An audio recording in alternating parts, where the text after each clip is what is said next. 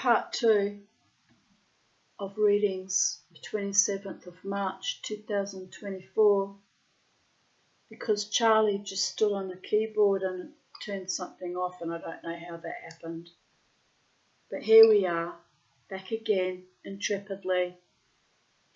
It's good this video got split up because we were into nearly 3 hours on the other one anyhow, and I'm still going on.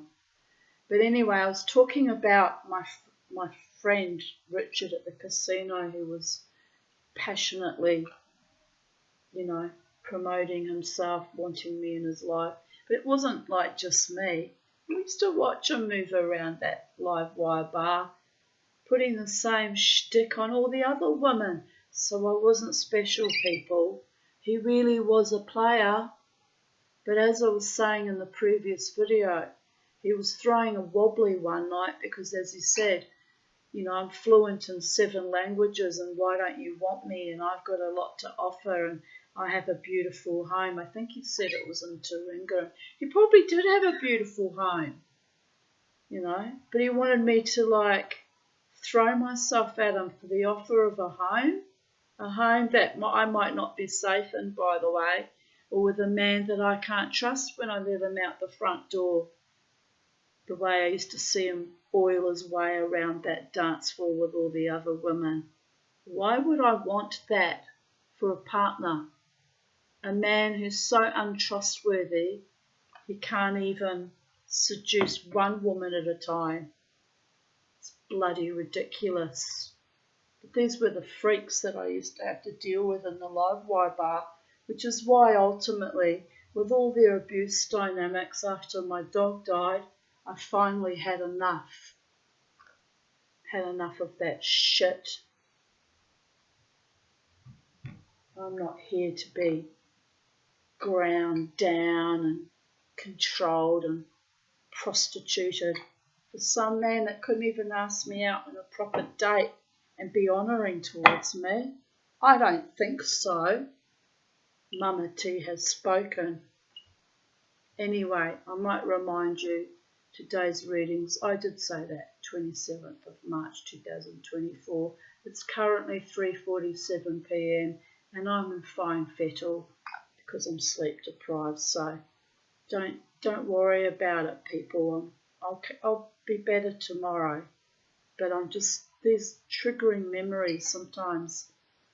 You have to laugh. All the other women watching this video will be like, I hear you, sister. That would be really annoying. Some man trying to lure you in with all his romance languages, being disingenuous.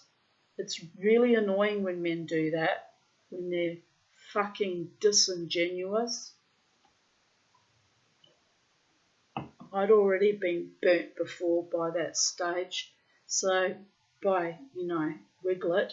So I kind of had zero tolerance for bullshit. It was enough. What year was that? Let's scroll back. I've forgotten. 2016, March 27th. So it was actually only really 7 months after my suicide attempt too, precipitated by evil bastards. So I wasn't really in a space where I was going to want to be all Earth Mother, sexual, femme fatale goddess and drop my knickers for just any man for the sake of the promise of perhaps a nice house to live in and some pussycats and a bit of multilingual la linguistic programming. As enchanting as that might be to some women in a certain phase of their life, it's like, hello. I was revivifying myself from fucking ground zero. He was lucky that I even bothered to be nice to him and engage with him at all. Men who can't seduce you and grind you down throwing tantrums like that straight away. Big fucking red flag. If they can't behave like normal, decent, honouring men, early in the friendship, how do you think that's going to play out when you're married to them or living with them in the long term? Do you think they're suddenly going to turn into sweetie little darlings who are adoring and actually give you a nice life? I don't think so.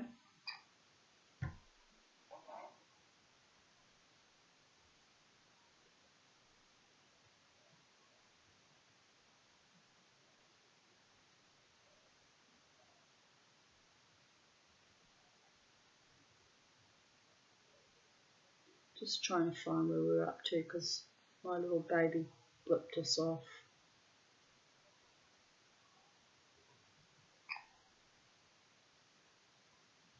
I'll just repeat that last line from the previous video where we got blipped off. A bientôt, monsieur. I've got your modus operandi. This passive aggression and that sub-level of fucking aggression on bordering on domestic violence. It was just there, just under the edge of it, throwing a tantrum because I wouldn't go home with him and fuck him straight away. The cheek of it.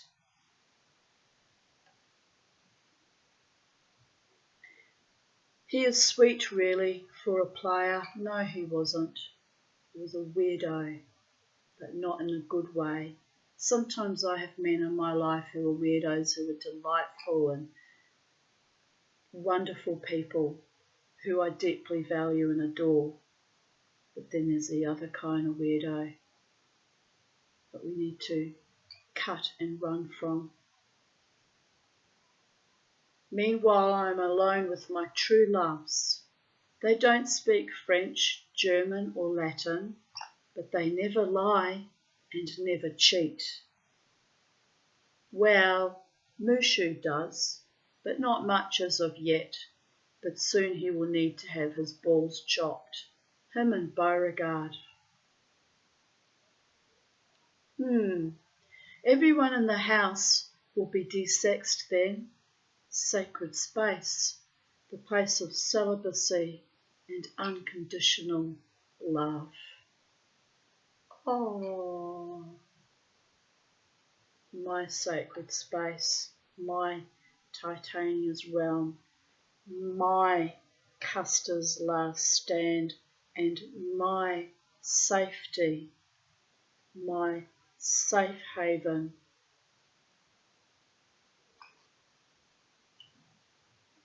If you invite me into your home and your world and your sacred space, I want to know I'm safe there with you too, that you will treat me honouringly, and if we become lovers and we make love, that it's meaningful and beautiful and poignant and not just some biological imperative and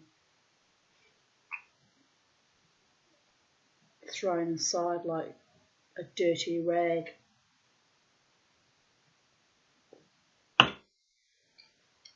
That must never ever happen to me again. Ever. Which it hasn't in 8 years because I held my ground on that, but we'll see. We'll see what life brings me when I get well again. Maybe even sooner than that. We'll see.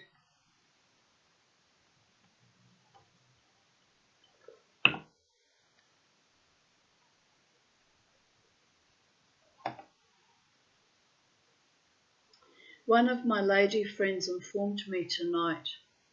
I have to roll my eyes at this, excuse me. Big eye roll, you ready?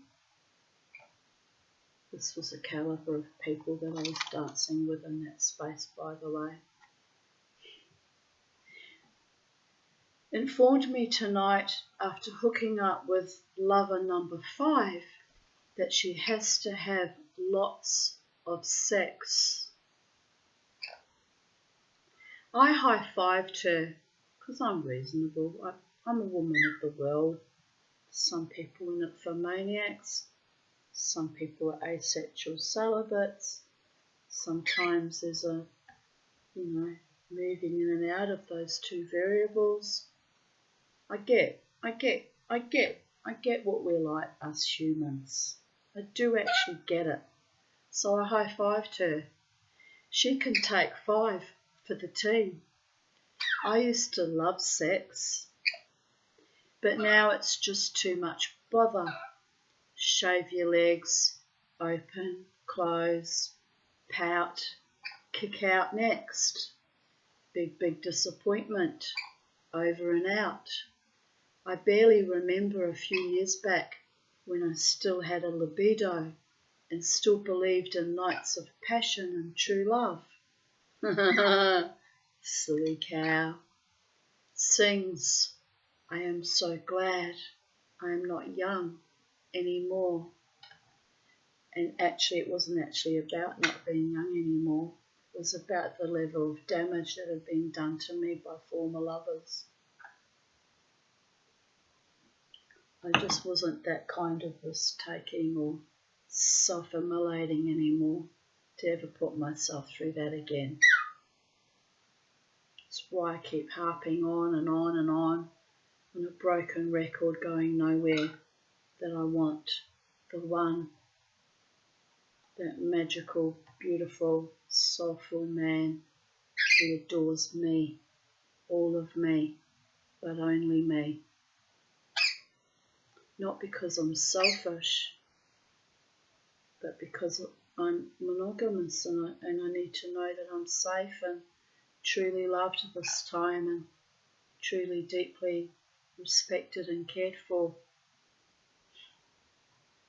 After 8 years of celibacy, I'm not inclined to keep repeating the same old horror-scape mistakes. And they were ghastly, fucking epic mistakes. How badly I was treated. Badly. 27th of March 2015. Last night I removed myself. Or do I want to share all that on YouTube, that particular thing? Stuff about the Jewish community.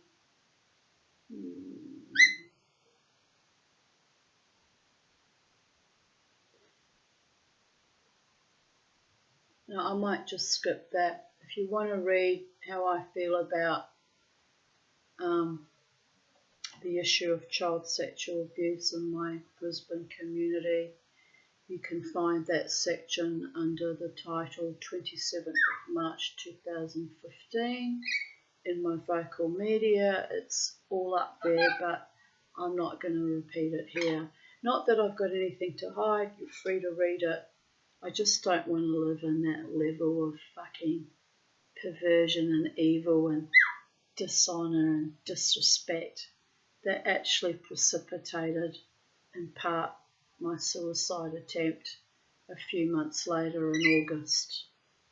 The shit I was put through for advocating for survivors and victims of child sexual abuse was the purest of evil.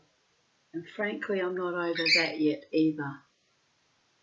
But I'm not going to hash over it in this video. I'm leaving that where it lies, because I've moved on. Moved on, darlings. Don't have a temple to go and worship in anymore, because they're all fucking corrupt now and phallic politicians practically. In the COVID paradigm where we were all betrayed by our politicians, they would invite them in and treat them like demigods. In a religion that forbids you to worship other gods, by the way. So it's kind of weird and demonic and a bit of a fucking anachronism. But don't ask me. I'm a Jew by choice, but I'm also a shaman and a witch and a heathen, so I don't fit into their world anymore. After decades of abuse and slander, I'll just stay in my little Titania's realm, where if I want to, I can dove in with Kavana to the Holy One and all manifestations. and do it in a way where I am treated with honour and integrity and deep abiding love and respect, because I built that relationship on the coalface after decades of trauma. So I don't need to go to those spaces that are perverted and rotten and evil and in lip service to my God, who, by the way, never slumbers nor sleeps, and witnesses you all in all your varying degrees of perversion and evil towards the Tanya and her children and other survivors of child sexual abuse, by the way.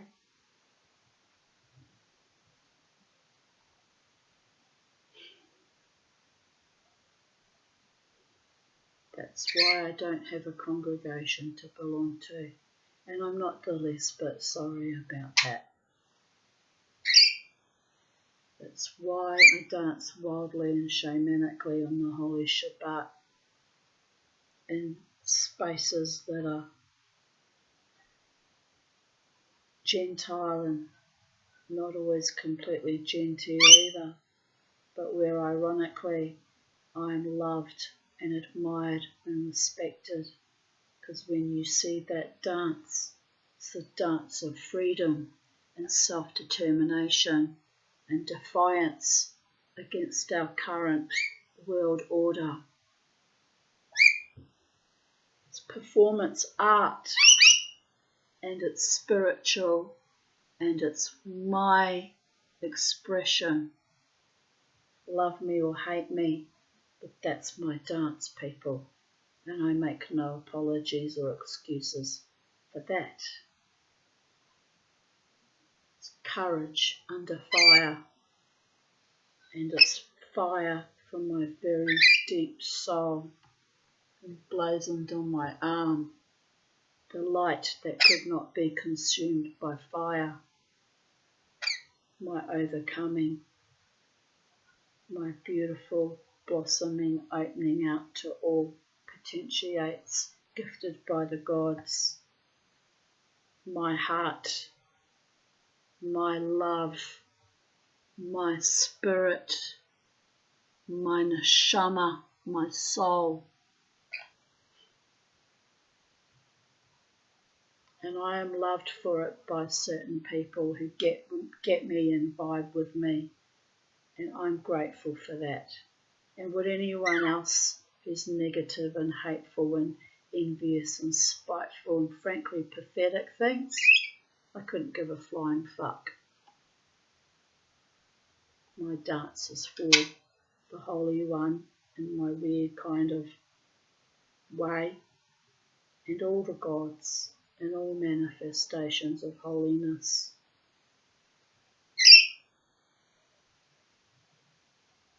Matter of fact, if I wasn't feeling a little bit of discomfort after that procedure right now, and the mood I'm in right now, I'd probably be dancing right now too. I'm dancing in my chair, in my spirit, living my best life.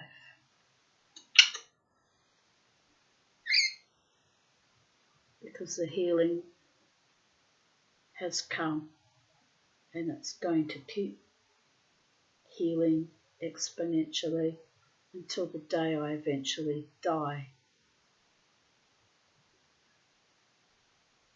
Hopefully not in any time soon, but as always, in every mortal life, it's in the lap of the gods.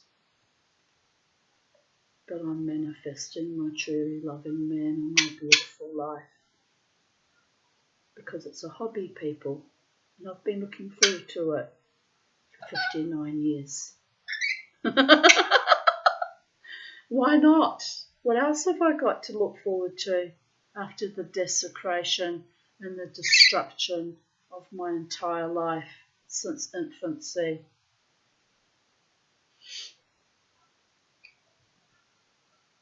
Sometimes I feel like Frida Kahlo without the art.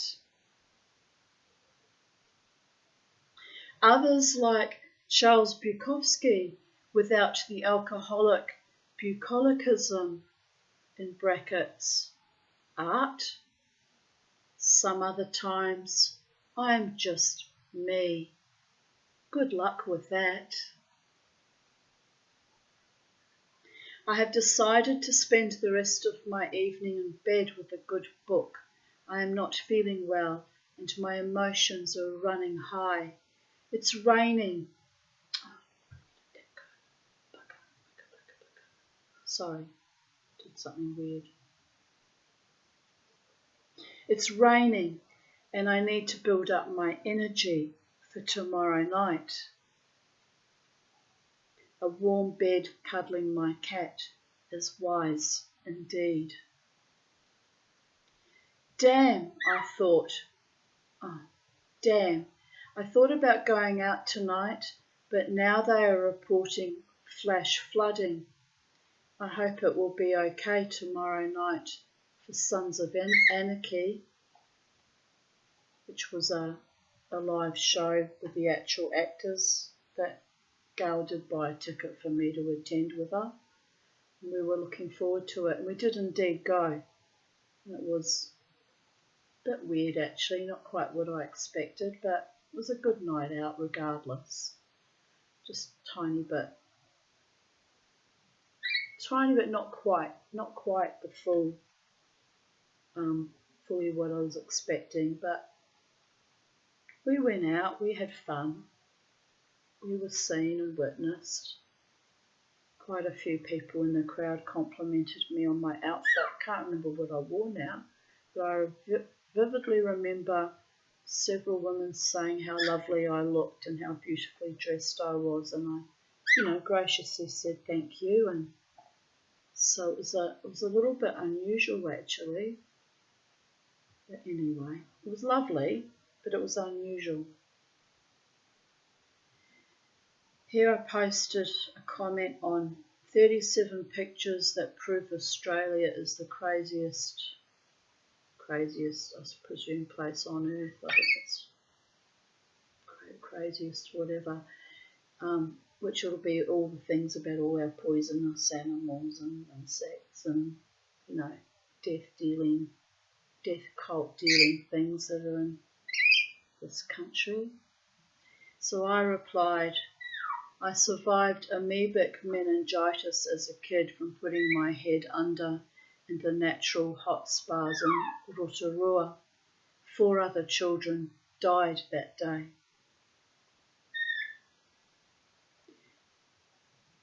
I was 4 years old, by the way. It took ages for my parents to get me medical treatment as they drove manically down the highway and country roads, mindlessly looking for a hospital or doctor, while I lay in the back seat listening to their screaming and swearing, with my head swollen to twice its size, to double its size, I wrote, waiting to either die from the illness or get killed in a car crash.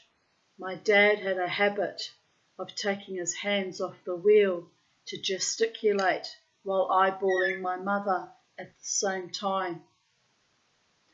Steering the vehicle, remaining calm in a crisis, and being a responsible adult was always optional for both of them.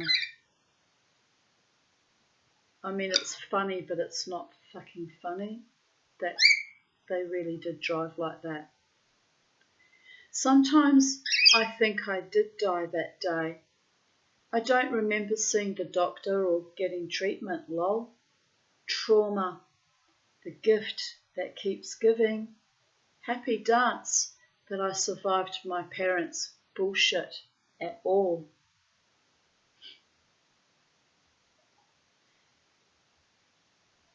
Still in 2014, I posted another article by nakedpastor.com, Church, Spiritual Abuse and How to Smell a Rat. So I replied, I so know about the rats in the belfry or the dibbooks in the roof. I was spiritually abused by giant rats for decades. right here in Brisbane, Australia. Glad to be free of their stink at last. And don't get me wrong, I still to this day have beautiful friends from the Jewish community who were kind and noble and honouring and decent. But they were in the minority people. That's how badly myself and my daughters were treated over the previous 35 years.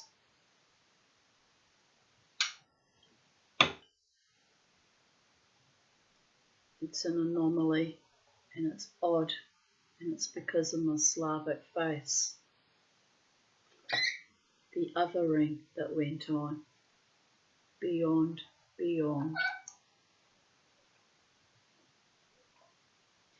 27th of March 2012.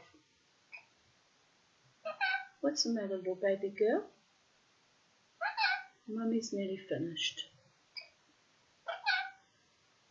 I admitted myself to hospital after stepping on one of Bella's bones on Sunday the 25th of March, which became infected, swollen, and I lost feeling and movement in my big toe on my left foot by midday on Tuesday.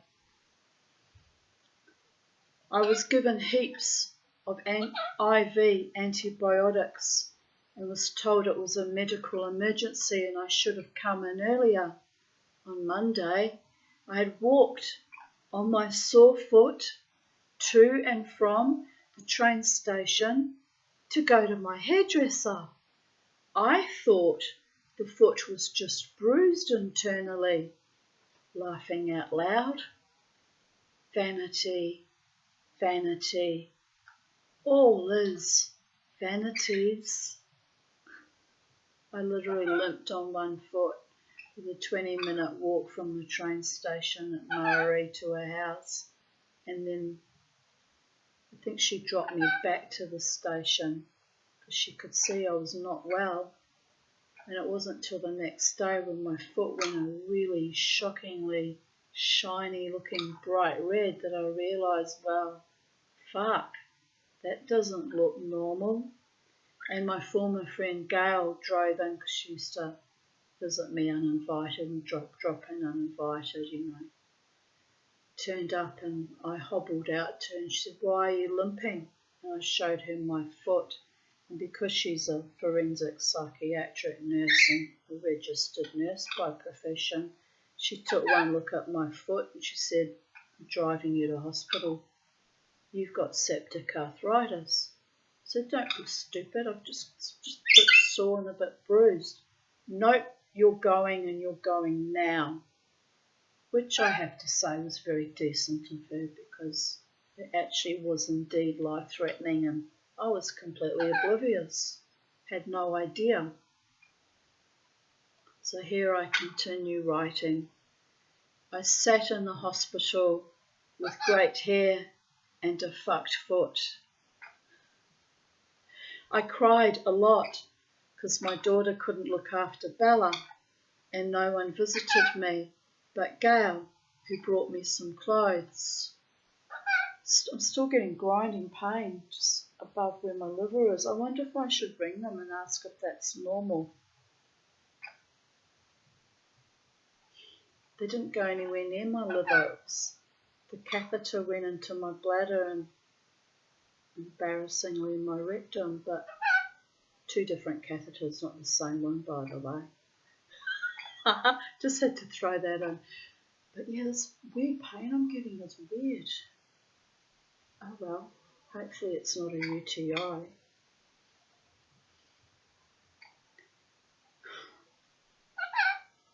See, I'm so highly sensitive. Any medical treatment to me sets off a whole fucking chain of other things that go wrong. That's why I stopped having colonoscopies, which were meant to protect me from my polyps turning cancerous, right? But I would be ill for 2 months after each one. So now I just ride shotgun and just hope, like, fuck, my polyps don't turn cancerous. they leave me the fuck alone because they were so systemically abusive anyway. Jesus, literally Jesus. Not that Jesus will help me. Jesus won't be helping me because I don't worship that God, and my own Jewish community won't be helping me because they think I'm still to this day other me for the obvious reasons. And so I'm not safe in the fucking hospital system. I'm just wondering why I've got this ache now. Hopefully it'll settle down later on tonight. I'm not going to freak out about it. If I'm still in pain tomorrow, I'll ring them and say, well, here we are, babies. Mama T's body is thrown a wobbly again, as it does. Dear Goddess. Anyway, I cried a lot because my daughter couldn't look after Bella, and no one visited me but Gail, who brought me some clothes. So I must have been really unwell with that septic arthritis to get so freaking emotional and distressed over actually, gives a fuck if my daughter wouldn't help me and look after my dog. Fucking bastard. No, that was me. That was me in my time of crisis, being mean about my beautiful dog. And who gives a fuck that no one visited me, that no one loved me enough to care for me in my time of need, apart from Gail, who had actually brought me there and did bring back some clothes. In fact, a very inappropriate nightie she picked out to bring to the hospital, the sexiest nightie I have. So I sat there with my big tits and this low-cut, lacy little lingerie mini nightie without a dressing gown because she forgot the dressing gown. I can't help feeling that was a bit of passive aggression on her part, actually. And I'm sitting there and these gorgeous, young, sexy doctors come along to have a look at my foot. And one of them was actually Russian, with a Russian accent, so a new migrant to this country. And he takes one look at this Slavic face and my big knockers and my little sexy lingerie nightie, and he just goes,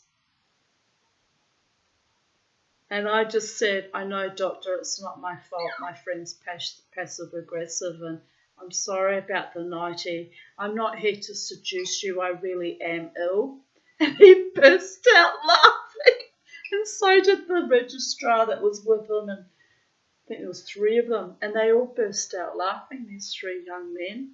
But, you know, it was surreal. It was fucking surreal. And then I had to get up later on in the evening, as I wanted a cup of tea, and it was visiting time. Can you believe it? I was that ill.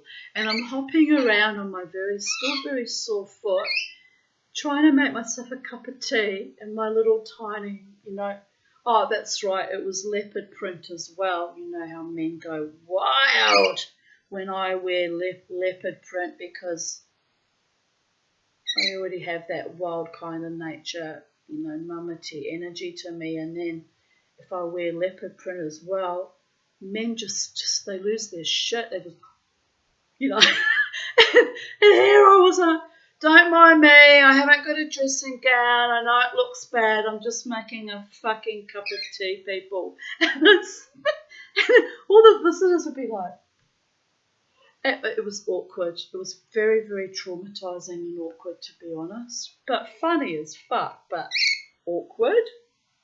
Anyway, I continue writing. An old man in the ER with me, this was before I was brought up to that ward, with Alzheimer's, I am sure, fussed over me like I was his own child, covering me with blankets, and made a pillow for me from 2 other blankets. Some young Irish woman in there with me said, "Oh," we were all touched by his sweetness. It was indeed gorgeous how that poor demented old man was treating me as though I was his most beloved relative. In his mind, he must have thought I was his daughter or something, and I just played along sweetly because, well, I didn't want to tell him, I didn't want to be unkind and deter him from fathering me. He wasn't being creepy. If he'd been sexually creepy, I would have told him to fuck the hell off. But no, he was just wanting to be my daddy in that moment in time. It was gorgeous. It really was gorgeous. Yes, Charlie.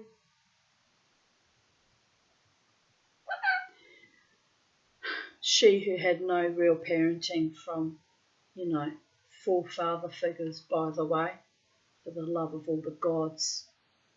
So it kind of freaked me out a lot, triggered me a lot, that old man fussing over me, but I realised he was gone in the head, and in his mind he thought I was someone he knew, right? And I did appreciate the blankets because I was bloody cold in there, and I did appreciate the pillow he made for me. And in fact, I actually did lie down, feeling very ill indeed, with, as I said earlier, grey hair and a fucked foot.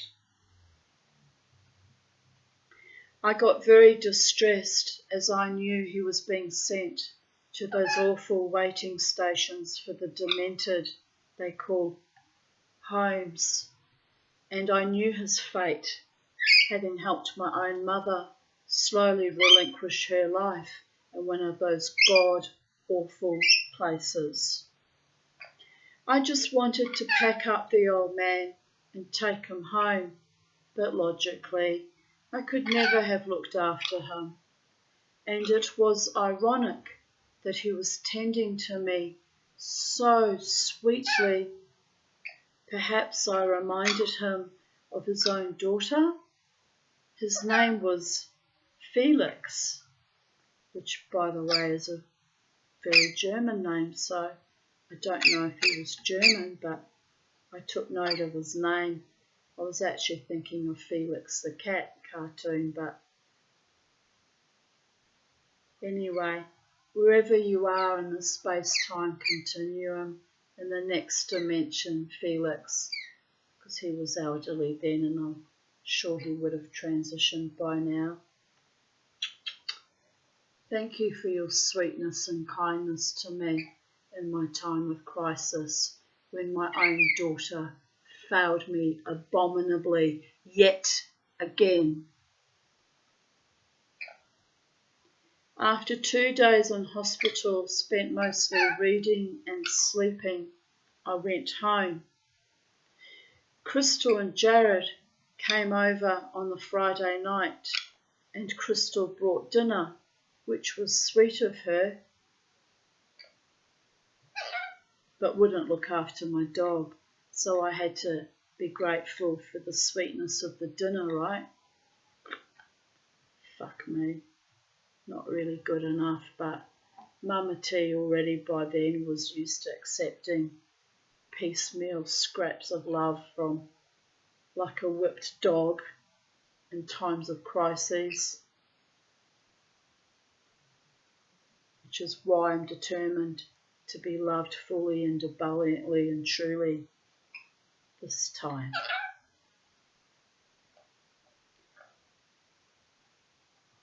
I was visited by a family. This actually happened, people. So sit up and take notice. This is when my clairvoyance first kicked in, by the way.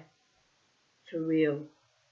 I was visited by a family of Aboriginal spirits during that hospital stay. It was a tad alarming as I was not on any psychotropic medication, only the IV antibiotics, which hurt like hell when the doctor, a young handsome Russian, administered them, feeling like cut glass in my veins. The IV would go up my veins and it would feel like you were being scratched by icy cold glass. That's the sensation. It was extremely painful. The family were in my vision, but I was not asleep or dreaming. was my first real experience of clairvoyance. They appeared in the distance as though I was looking through an old viewfinder. You know those little games we had as kids that you put a picture and you'd click on it and it would move and you'd see another scene and you'd click and it would move to the next scene? That's exactly what it looked like in my mind's eye, right? It's really astonishing, as I knew I wasn't on any drugs that should cause that kind of hallucination, right?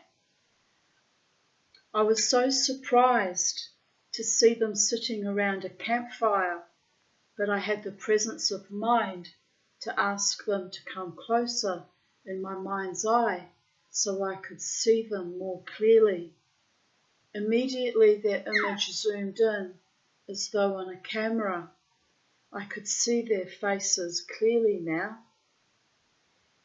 The elder man would not look me in the eye, which is a cultural practice, but back then I didn't understand that.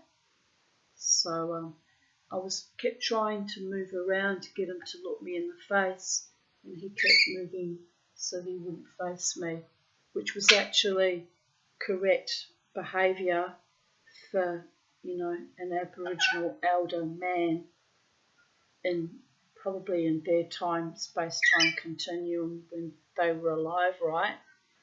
But the spirits were representing themselves to me, and I could see they were from at least 50 to 100 years ago.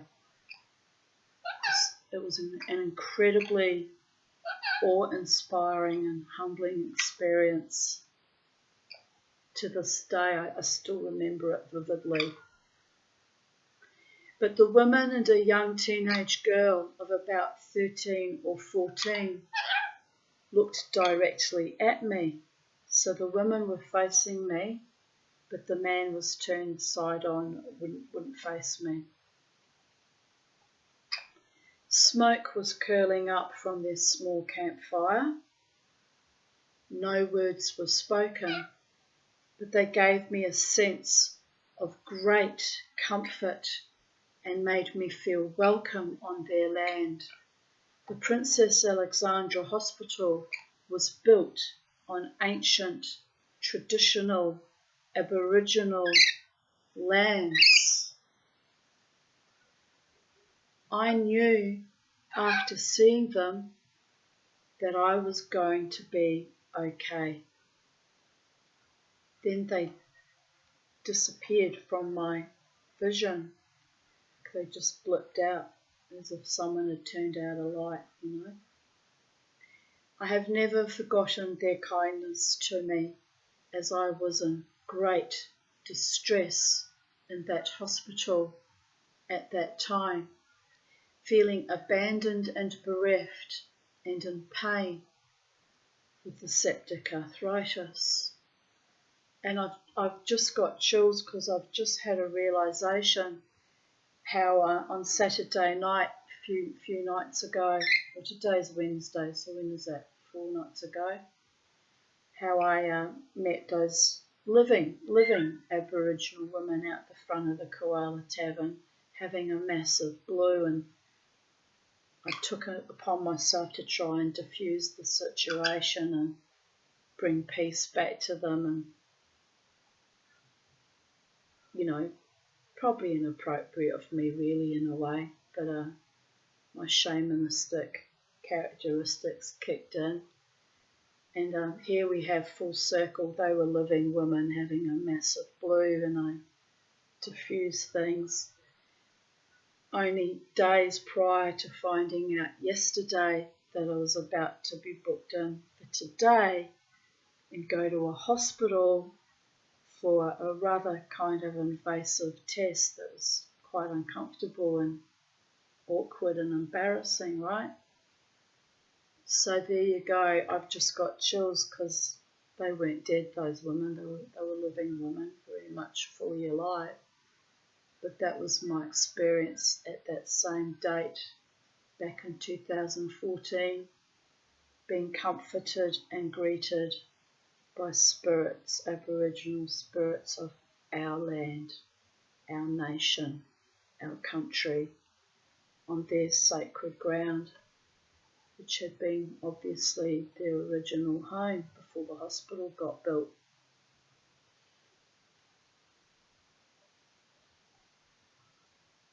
Update 2020. Last June 25th, 2019, when I had surgery to remove my gallbladder, I did not see any spirits, but was close to dying as the anaesthetic shut off my breathing. This was post-surgery that my breathing shut off, by the way. So it was a bit odd, maybe because they were giving me tramadol and I started vomiting on that, and then they gave me, I think, some other drug for pain relief, probably Endone, I can't remember what it was. But, maybe with that load of, drugs on top of the anaesthetics, it was about an hour or so after my actual surgery. I was meant to be in recovery mode, right? I actually died. I did die. I was dead, not for very long, or it didn't feel very long. I think it was only a few seconds, but I was watching my breath like a red ribbon floating off into eternity, and I was actually starting to follow it along, follow this flailing red ribbon, and then all of a sudden a nurse came running in because I had an oximeter on my finger, and it was screaming so loud. I wasn't conscious of the sound it was making because I was leaving this body behind. I was off meandering, following this really strange imagery of the red ribbon. By the way, the silver cord, it's a silver colour that attaches our soul to our body. So I don't know why I was being shown a red, satin, long, flailing ribbon, but I was following it. And then I became conscious that I hadn't breathed back in, and I said to myself, you haven't inhaled. Are you ever going to breathe again? And then when I had that thought, I started to panic. I thought, oh, I'm dying or I'm already dead. And just as I had that thought, I got all these messages saying, no, we're sending you back to a hellscape of epic proportions. But you, Tanya, will be okay.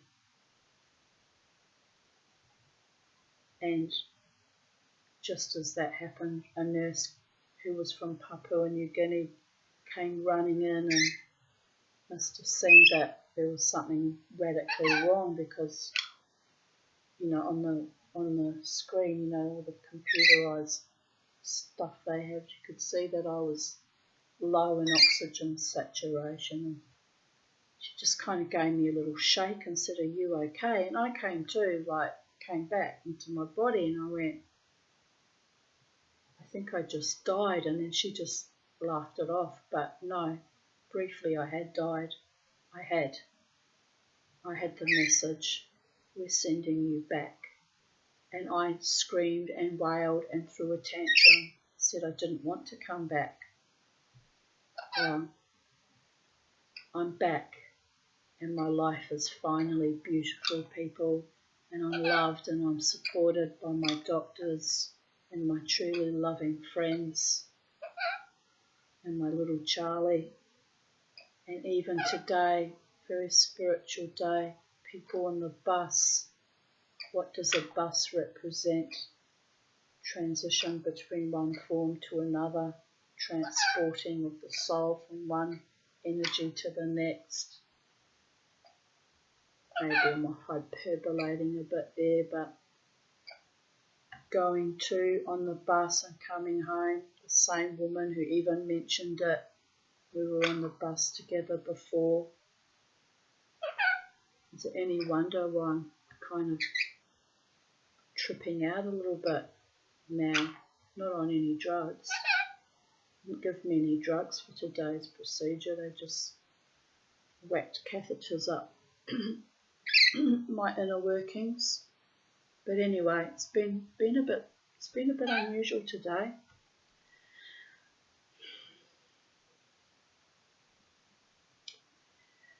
Here I continue, but when I came back, something powerful must have come back with me, as the next morning, now I'm getting pain in my back, it's moving around.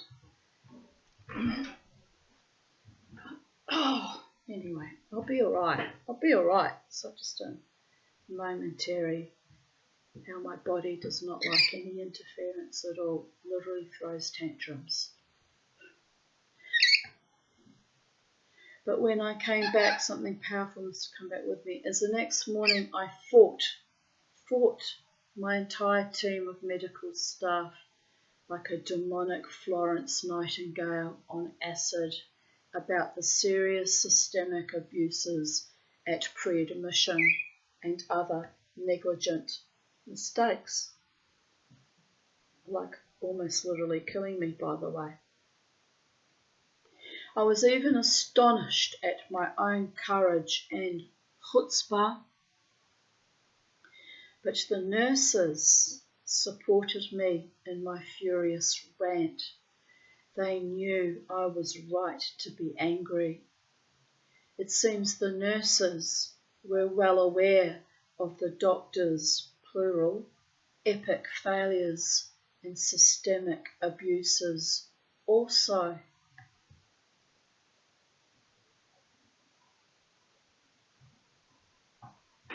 I'm getting a cold chill down the back of my leg, like a cold wind's blowing.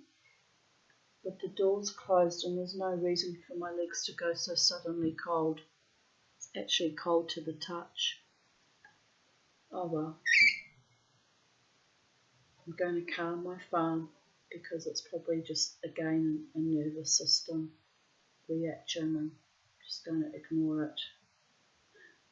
When in doubt, ignore it. I also learned that I could no longer play small or deny my own power as a woman and as a spirit. No accidents in the universe. I was used as a spokesperson in my time of great pain and vulnerability because, after all, whom else would do it if not me, the furious berserker Tanya? I just hope and pray that I never have to go back to that bloody, evil hospital ever again. Too many extremely spiritual things happen to me there. Every time I've had to go there, it's been intense, people. But the Aboriginal spirits protected me as best as they could, as I acknowledged the ancestors and the custodians of that land. Little me, white woman, hobbit, CPTSD survivor, spirit warrior, Dubuk wrangler, winky face. It took me 9 months to heal from that. I still get twinges of pain in my liver and below my ribcage, but I am much, much better. 8 months of chronic asthma was very debilitating also. But I fought my way back from the membrane between life and death because I was sent back against my own will even. Size. When I write size, that stands for my nickname on Pal Talk was, and if I ever went back in there, it still is, Psychedelic Dreamer. Sigh, tongue in cheek, used to write, probably still do occasionally, Psy, PSY, short for Psychedelic Dreamer. Sighs as in, that's what I mean by that. No idea what my mission on Earth might yet be, but obviously it needs to be completed. And I will stay alert to the signs from the multiverses as to what they desire from me, but humbly beg they gift my frail, mature body a rest from any cruel attacks for a long, long while. I can't take much more. Blessed be the Holy One in all manifestations, who breathes life and love, truth and light back into my broken body, consupied heart and recalibrated mind 1,000 times. I am grateful for the pure love I am receiving, and as usual for my own psychedelic dreaming. Lila Tov, good night, must attempt sleep now. And by the way, the mission that I did not understand that I was being kept alive for against my own will, only 6 months after that was the COVID epoch, where I went into full-scale Mama T, warrior goddess mode, fighting daily on social media, for which I was often shadow banned and censored and my comments deleted and denied and obfuscated and rejected because I did not agree with that program. So I fulfilled my mission to the best of my ability and tried to do my very best to protect and defend other human beings around me in the only way I knew how, which was by speaking my truth, our truth, the truth, and highlighting the corruption where I saw it, and at great personal threats to my safety, by the way. I can't help feeling it's one of the reasons why I was harassed, eased out of my dance space at the Live Wire Bar, Treasury Casino. I could be a little bit paranoid there, I could be wrong, but I don't think so. I'd been dancing there for 13 years, and all of a sudden I was told I wasn't welcome there and my type was not welcome at the new venue. That was the exact word said to me by the tech guy, by the way. So one might ask the question, what exactly is my type? A woman with the courage of her convictions to hold her ground and hold the line and speak to truth about the transubstantiation of the sacred needlecraft. Wow, their loss. I'm a decent, courageous, honourable woman. And ironically, I'm not well anyway, and it makes no difference what status you have with your 5,000 boosters or whatever it is you think you need to keep you going. Makes no difference. We're all forever altered by that disease, that virus. I mean, I caught it in October too, so I'm forever altered.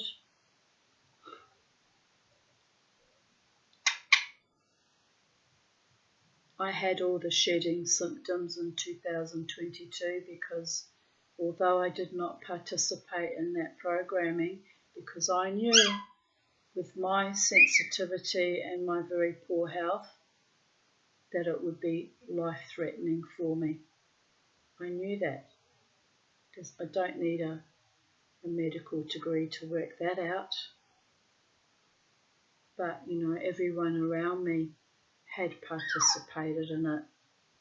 And so when they would come and hug and kiss me and breathe into my face, I was getting the effects of it anyway, whether I was consciously aware of it or not.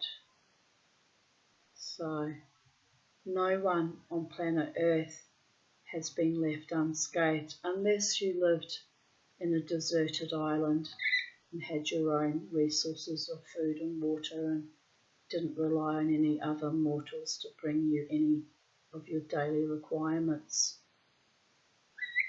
Everyone on our planet has been altered, whether we liked it or not, whether we accepted the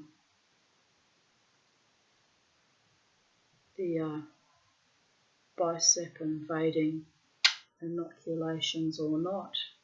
Makes no difference. And I said that from the very beginning too. Anyway, back in 2012 March,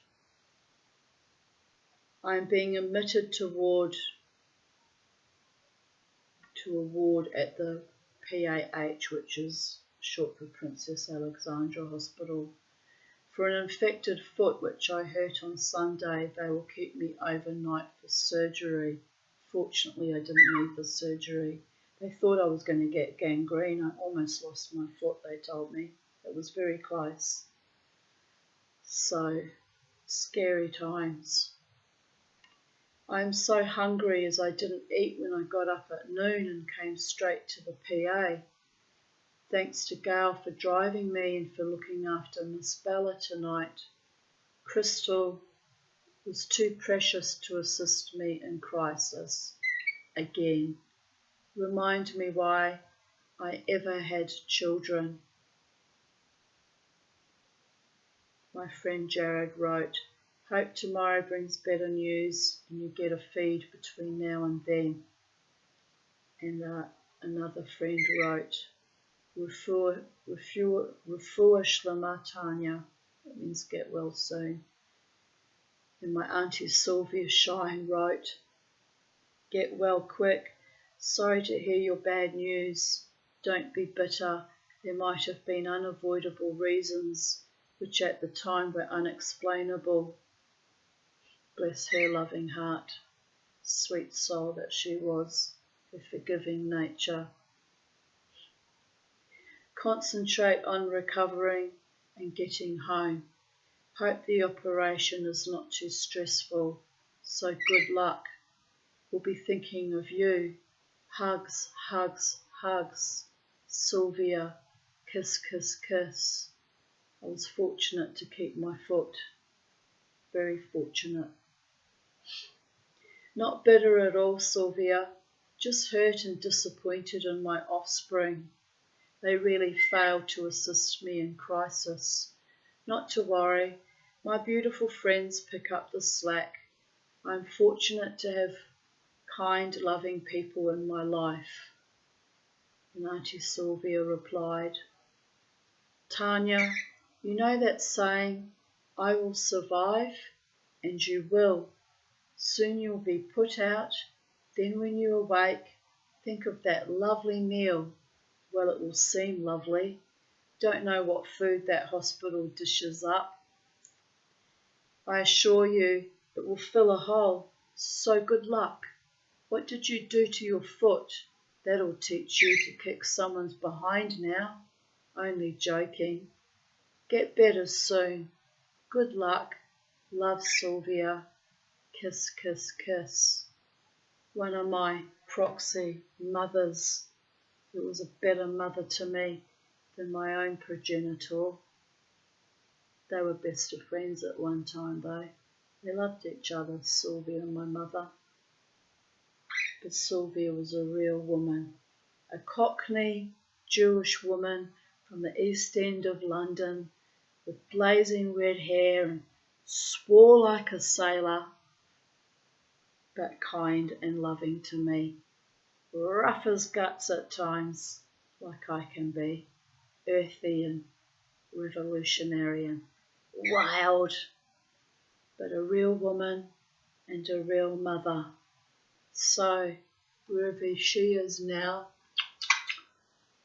Mama T, the Tanya, Miss Five, still loves you, Auntie Sylvia. And my friend Sally Castle wrote, "Wow, Tanya, just caught up with this. Are you all right? Do you need anything? Let me know. See your messages."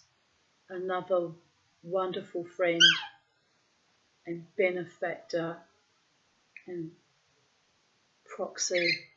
Really, she's only old enough to be classified as a big sister, but in many ways was very mothering and nurturing to me too in my time of crisis. She's alive and amongst us by the gods. And I love you, Sally. Don't ever forget it.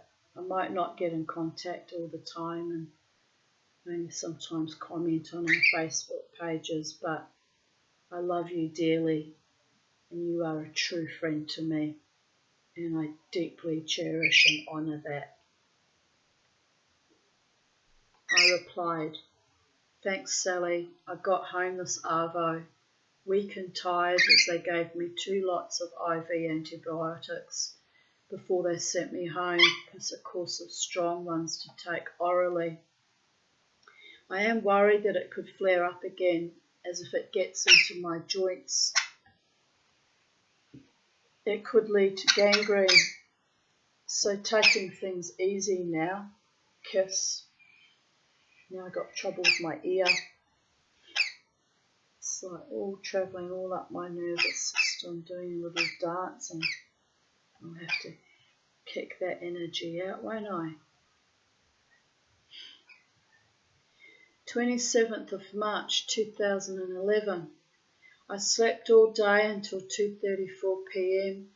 Got a bit of a surprise to realise I'd slept all day, but after my efforts I really needed a rest. Phew.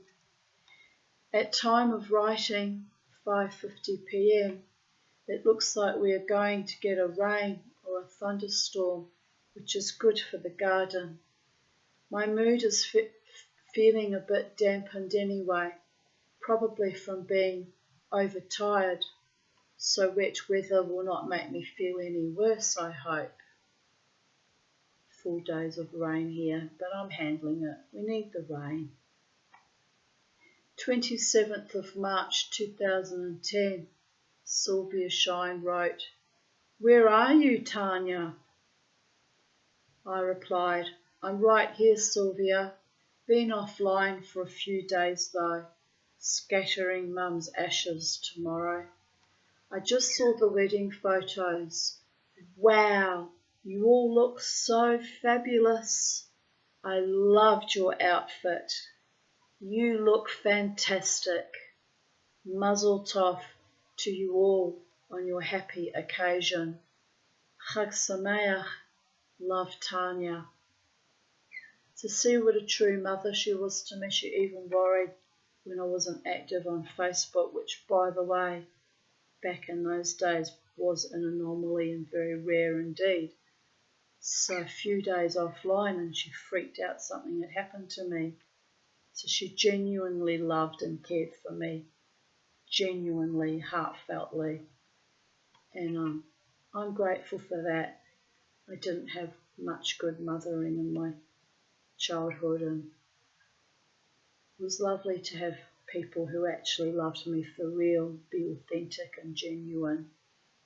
I value that to this very day, even though she's long since passed on into the next dimension.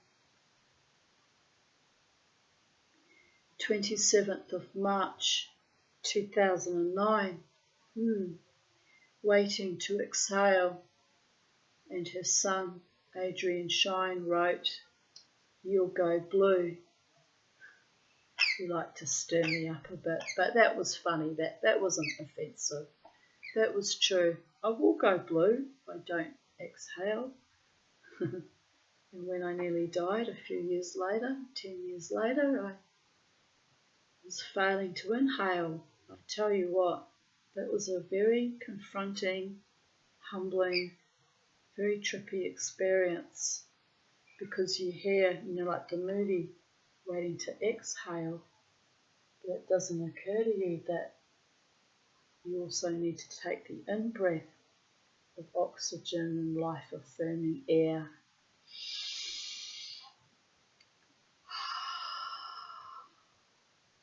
But here we are, darlings. All these years later, I've made it through, even though my bladder's a bit weird now from years of obstructive sleep apnea and near-death experiences and our environment being toxified and the glyphosate and all the other shit that's swirling around my body, preventing me from being a fully healthy individual. But on the weekends, I'm thriving, and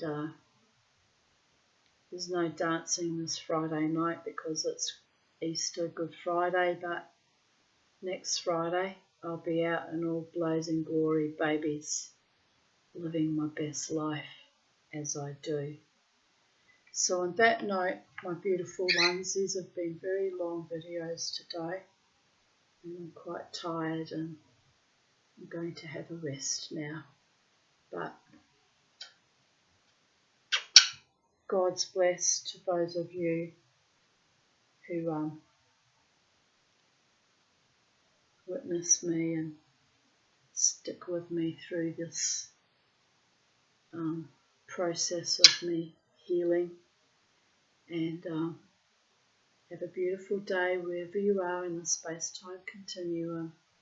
Stay safe, stay happy, stay wild, stay free, stay healthy as much as is physically possible in your own body, mind, spirit and soul complex. And big agape love to you all.